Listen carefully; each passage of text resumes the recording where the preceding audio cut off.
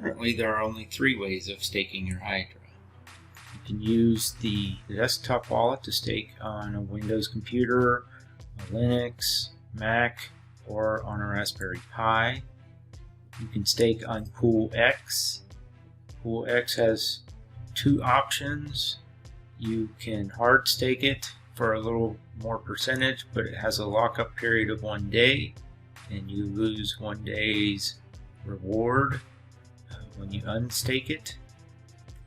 And then you've got the flexible term, which is just holding it in the wallet, and you can trade it at any time. And this compounds, but you have less percentage. Now, the third option is Mexc Global, and here are their APYs currently. And they only have a hard staking, so they have a lockup period, and they don't have compounding. Currently, those are the only ways of staking your Hydra.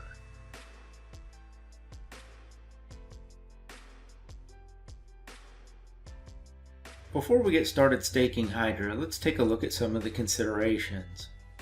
First, let's take a look at our staking node. With the staking node, we need to have a device set up with the Hydra wallet, and it needs to be running 24/7, 365 and connected to the internet. Although there is no minimum Hydra requirement for the node, you could have 0.0001 Hydra technically.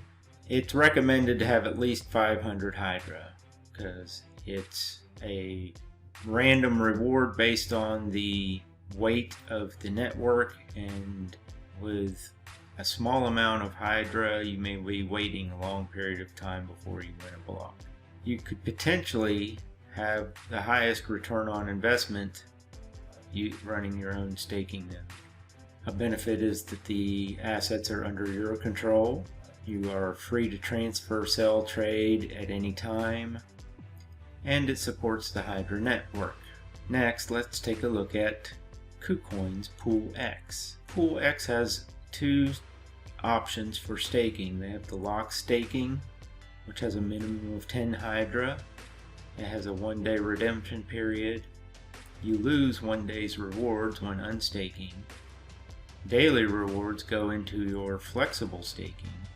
You also receive POL, which is a proof of liquidity coin, and you must wait 1 day before you're able to sell or trade because you have to unlock it first. Flexible staking usually has a little lower APR than the locked staking. It only has a minimum of 0.2 Hydra. You can trade at any time, so you don't have to wait for it to be unlocked, and the daily rewards compound. So the lock staking rewards go into the flexible staking and compound as long as you have 0.2 or more. The assets are on an exchange, so that could be a concern. If they get hacked or something along those lines, a rug pull, whatever, that's something to consider. That puts the security in their hands, not in your hands. One of the benefits is it's easy, but it also could potentially have a lower APR than the staking node, and Kucoin takes approximately 8%. Next, let's take a look at Mexc. Mexc only has a locked staking.